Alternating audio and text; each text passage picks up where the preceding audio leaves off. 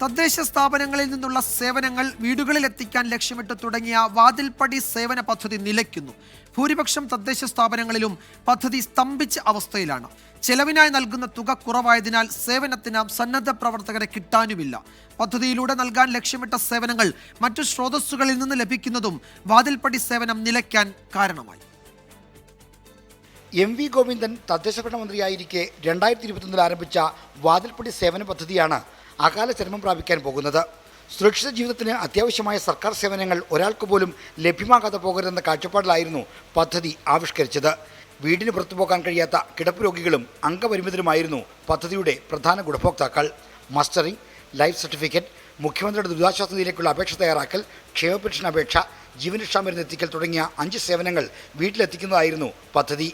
സന്നദ്ധ പ്രവർത്തകരെ ഉപയോഗിച്ച് ഓരോ തദ്ദേശ സ്ഥാപനവും നടപ്പിലാക്കാൻ ഉദ്ദേശിക്കുന്ന പദ്ധതി ഇപ്പോൾ ഏതാണ്ട് നിലച്ച മട്ടാണ്. സന്നദ്ധ പ്രവർത്തകരുടെ അഭാവം മൂലമാണ് പല തദ്ദേശ സ്ഥാപനങ്ങളും പദ്ധതിയിൽ നിന്ന് പിന്നാക്കം പോയത്.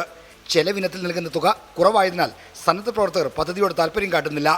വാതിൽപ്പടി സേവന പദ്ധതിയിലൂടെ നൽകുന്ന സഹായങ്ങൾ മറ്റു പല സ്രോതസ്സുകളും ലഭിക്കുന്നതുകൊണ്ട് ഗുണഭോക്താക്കൾക്കും വലിയ പരാതികളില്ല. ക്ഷേമ പെൻഷൻ അപേക്ഷകരുടെയും മുഖ്യമന്ത്രിയുടെ ദുരിതാശ്വാസ നിധിയിൽ നിന്ന് സഹായം തേടുന്ന അപേക്ഷകരുടെയും എണ്ണം തീരെ കുറവായതും പദ്ധതി നിലയ്ക്കാൻ കാരണമായി.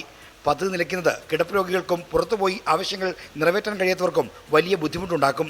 ഈ സാഹചര്യത്തിൽ സന്നദ്ധ സഹകരണം നൽകുന്ന ചെലവ് തുക വർദ്ധിപ്പിച്ചും സേവനങ്ങളുടെ എണ്ണം കൂട്ടിയും പദ്ധതി നിലനിർത്തണമെന്നാണ് തദ്ദേശ ഭരണ വകുപ്പിൻ്റെ നിർദ്ദേശം. ഓരോ തദ്ദേശ സ്ഥാപനങ്ങൾക്കും അവിടുത്തെ പ്രത്യേകതയനുസരിച്ചുള്ള സേവനങ്ങൾ പദ്ധതിയിൽ ഉൾപ്പെടുത്താൻ അനുവദിക്കണമെന്നും നിർദ്ദേശമുണ്ട്. ആർ ശ്രീജിത്ത്, 24, തിരുവനന്തപുരം.